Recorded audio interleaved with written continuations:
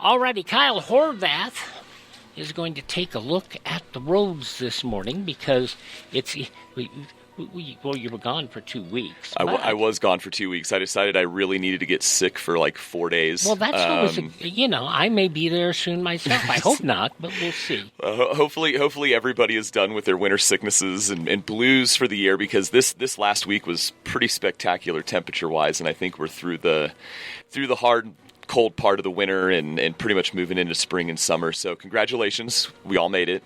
And we'll have some stuff coming up Wednesday, Thursday, Friday. Yeah, Saturday. A little bit of weather, but that's your normal spring, rainstorms, and it's going to make everything look great for Easter this weekend. We need the April showers. Mm-hmm, definitely. And it's interesting that it's gardening day today, because I was going around the canyon and riding my bike all weekend, and everybody was out gardening this weekend. So place is looking good. The trees are starting to leaf out. I actually saw some flowers popping out on some trees and things like that. So things are great here in White Pine County. It's definitely a great time if you're listening from outside of the community to plan a trip to White Pine. Get up in the mountains. The trails are opening up. The disc golf course, the regular ball and stick golf course. Pretty much everything's good to go. So minus a couple snow patches. You will see orange cones here, and that's okay because that is some progress that was desperately needed infrastructure-wise as well as aesthetics-wise through our downtown. Well, the orange cones came up for the summer, you know that. They came up from Vegas for the summer. Well, that's good. I'll tell you what, they're moving a heck of a lot faster than they're moving down in Vegas. I tell you what, I was just down there for a conference a week ago, and I'll tell you, man, our crew, Road and Highway Builders, is doing a great job. Their contractors are there pretty much, sticking on schedule, even being a little bit ahead of schedule. But that's what we're here, is to kind of update on the progress of what's happening, why you're seeing traffic shifts, and why you're seeing all those big holes in the ground. So if you're coming in from north, like from McGill, coming in on 93 and hitting at that whole Prospector to the main stop, Great Basin intersection, it's all about water lines right now. They got all the telecommunications laid a couple weeks ago. Now they're pretty much laying down all the water lines, and that's pretty much from 15th all the way to 10th or 11th right there. So that's what you're seeing, is essentially just more infrastructure going underneath of where the sidewalks were. Laying that pipe. Again, there is no sidewalks on the north end of Altman Street, so if you do have to walk through town, we encourage you just to jump over to the south side of Altman, and all those sidewalks are good to go. So downtown, same thing. Water line, DI inputs, pretty much connecting the businesses to the sewer lines, connecting the water line going through, making sure that everybody has everything. And the big thing that we saw last week is you saw some temporary striping downtown on the roads. Yes. I don't know if you saw that, Wyatt, but that's the configuration that we're going to see. It's going to be one lane going in each direction, and then that middle turn lane right there that kind of opens things up. So that we got a little taste test of what the striping is going to look like. And this week you're going to start seeing all of the light posts downtown start to be removed. And what they're doing is they're going to start laying down all of the telecommunications, power, all of that stuff underneath the sidewalks downtown.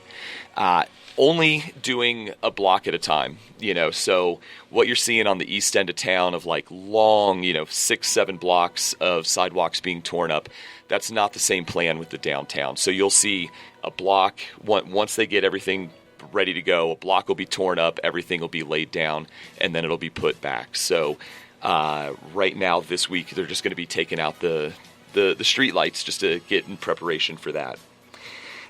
Grading is going to continue in the areas that are finished with all the underground work, so that curbing can start to begin, and then we'll start seeing the curbing machine show up late this week and essentially next week going into that. So I'm super stoked if there's any kind of big damage that happens to the road. Road and Highway Builders has been great about paving it back over again, trying to make it smooth. The signage has been up, so just keep paying attention. Highway Patrol is there, and any high pinch point areas, which essentially is, block 1 coming in, from Ruth, and then the whole east side of town from the Prospector to the Great Basin Interchange. And we saw a lot of activity in front of the museum. So don't let the orange cones and big yellow machinery deter you. All of the businesses are still open while we're here. So the museum, this and that, the restaurants, the barber shops, the tire shops, you name it, you can still get in and conduct business in Ely and White Pine County. So yeah, and you can still get in to go see Karen and make her play your song if you want. Yeah, absolutely. So I will say, just kind of in closing, looking forward to White Pine Main Street and KDSS and the library. 4-H is all doing the Easter egg hunt downtown this Saturday at Broadbent Park. Following the Easter egg hunt, Main Street is doing kind of a sticker Easter crawl, just something fun. You can go into all the participating businesses and get some fun Easter stickers and things like that. Put them on your water bottle and your laptop. Now, what time does the Easter egg hunt start on Saturday?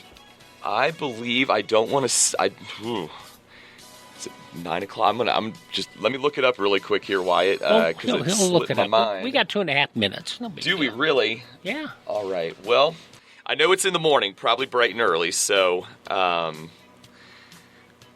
me go ahead and double check. Because I know Karen, I went to see Karen last week, and she and Jody were over there, and they were up to their eyeballs in eggs. I'll tell you what, there's boxes upon boxes upon boxes of stuffed eggs over there. So I know the sticker crawl starts, it goes from noon to 3, and it will follow pretty much right after the Easter egg hunt. I'm still scrolling down here. And your best bet, folks, is get down there early, but don't plan on parking right at the park. Take a little walk. Yep, we got some parking across the street. Man, I don't even see the post. Know what? I Why don't you come to everything. ElyNevada.net, where the community calendar is. You can go ahead and find it there. I was just on the White Pine Main Street site, and I didn't see the poster, but I do know that we have it on the tourism website. So if you guys, we can just go ahead and search that one. We'll do that. There we go. So you can follow anything. Visit Ely, Nevada online. Anything on your favorite social medias. Facebook, YouTube is by far my favorite. We got some great videos out there. And let's see here. Events calendar. There we go. And let's see here. We have 45 seconds now. So let's see. All right, we're on it. We're in a race against time here. It doesn't say the time on the calendar either. Click on it. Click on which? On 19th? 19th?